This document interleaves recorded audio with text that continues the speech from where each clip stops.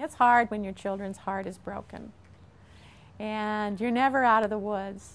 My son Donnie had a paralyzing accident when he was 26. He fell out of a tree. He's paralyzed from like here down, so he sits up in his wheelchair. It's an electric wheelchair, and he has all motion, but he doesn't have a grip. When Donnie had his accident, and then he was in the intensive care, and the nurse came in and they said, well, will he be able to go home and live with you? And I said, yes. I mean, there was not even a beat. I had this frozen moment, like, all right, now what am I going to do? I need to take care of him, and here I am going back to school. But I realized that this wasn't going to go away. He was paralyzed, that it wasn't going to go away. And I needed to do what I needed to do for myself. So I stayed in school and then figured out a way how to negotiate both our lives so that then he could become independent and live on his own. We have a strong family and a lot of support. My husband was very supportive, and his siblings were all very supportive.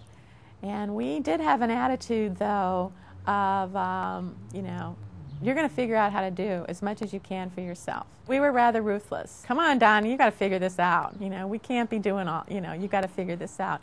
And maybe it was that kind of an attitude, maybe that pushing in that way that has helped him. Every night I take a hot bath. I had to make this rule and say, don't ask me for anything after I've gone to the bathroom.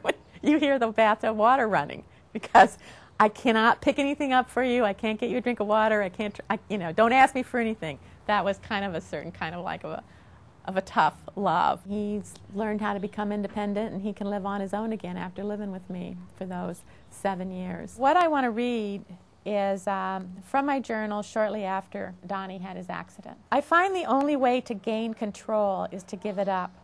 I can demand and demand, and it will not produce the results I want. Again and again I want to ask why, as though there is on the surface a conscious answer.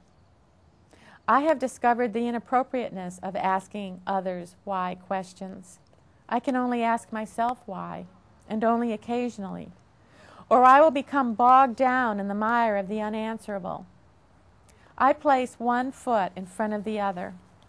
It's gotten easier lately. I told Donnie there's nothing wrong with him except he can't walk.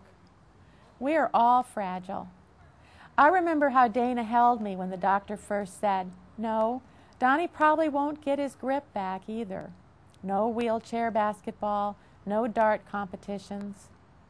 I must remember that fragility as cracks in all my children, like Crystal, began to slowly appear. Dana's miscarriage, Danielle's divorce, Johnny's suspension, DJ's ticket, Donnie's paralysis. Each child's fragility surfaces in the struggle to understand.